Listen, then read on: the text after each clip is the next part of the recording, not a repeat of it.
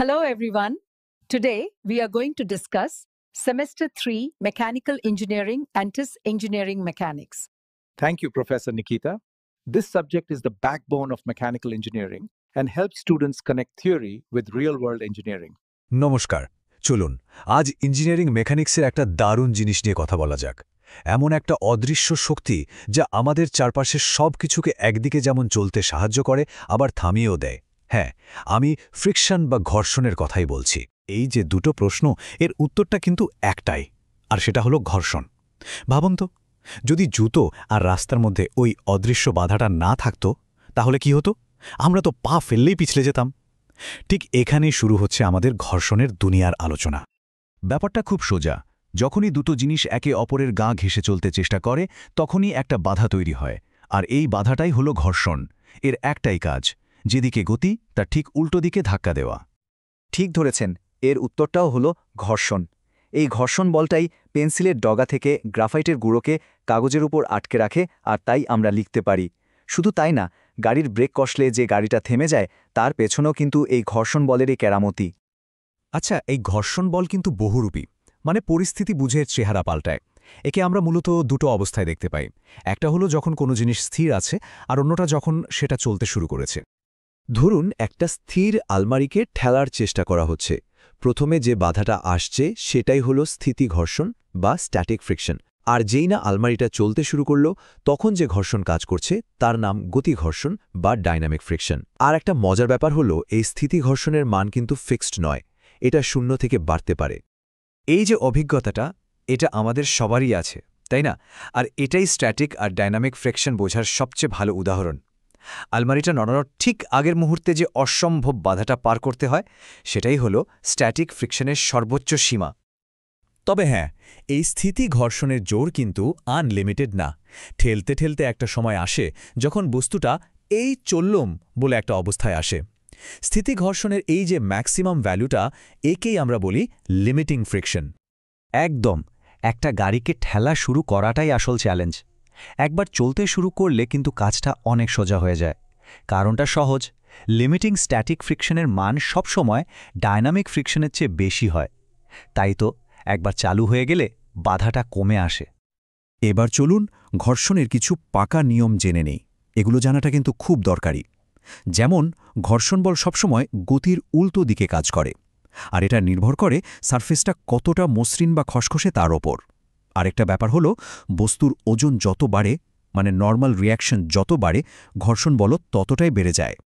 এখানে একটা দারুণ ব্যাপার আছে যেটা শুনলে একটু অবাক লাগতে পারে ঘর্ষণ বল কিন্তু সারফেসের এরিয়ার ওপর নির্ভর করে না মানে একটা চওড়া টায়ার আর একটা সরু টায়ারের ফ্রিকশন প্রায় একই হবে যদি তাদের ওপর ওজন আর রাস্তার কন্ডিশন একই থাকে আসল খেলাটা হলো নর্মাল রিয়াকশনের এরিয়ার নয়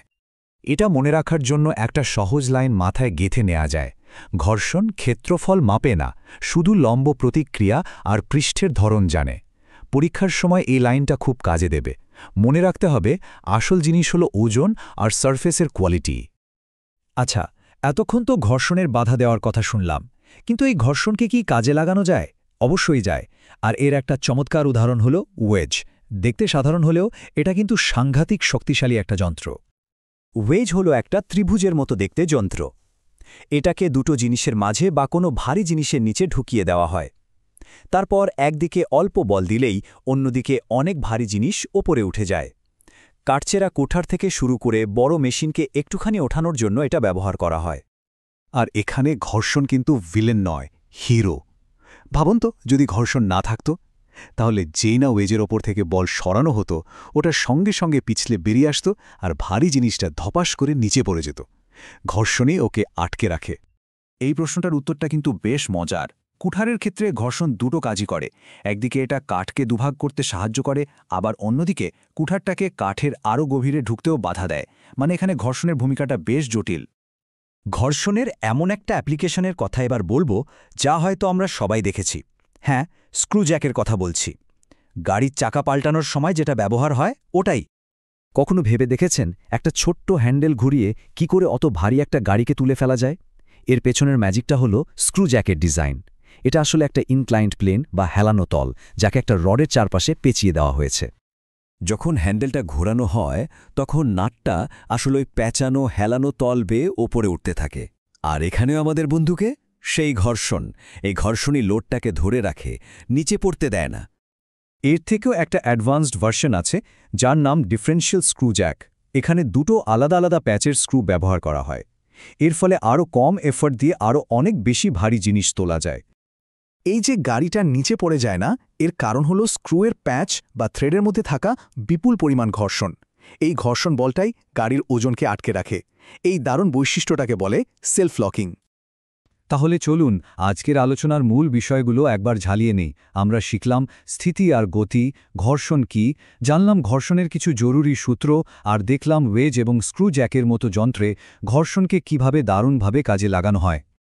এখন প্রশ্ন হলো, এই সব জেনে লাভটা কি? দেখুন, এই কনসেপ্টগুলো শুধু পরীক্ষার জন্য নয়। আজকের দিনে গাড়ির টায়ারের গ্রিপ থেকে শুরু করে রোবটের হাত, এমনকি ন্যানো টেকনোলজিতেও ফ্রিকশনের সঠিক ব্যবহারটাই আসল কথা। ভবিষ্যতে যখন সেলফ ড্রাইভিং কার বা সার্জিক্যাল রোবট আরও উন্নত হবে, তাদের প্রত্যেকটা মুভমেন্টের পেছনে থাকবে ফ্রিকশনের এই সহজ নীতিগুলোর নিখুঁত প্রয়োগ। তাই এই জ্ঞানটাই হলো ভবিষ্যতের ইঞ্জিনিয়ারিংয়ের ভিত্তি। ফ্রিকশনের এই নীতিগুলো জানার পর এখন থেকে যখন কোনো দরজা, গাড়ির চাকা বা যে কোনো সাধারণ যন্ত্র দেখবেন, তখন কি সেগুলোকে একটু অন্য চোখে দেখা যাবে না? ভাবুন তো। এই ভাবনাটা নিয়েই আজকের মতো শেষ করছি। ধন্যবাদ।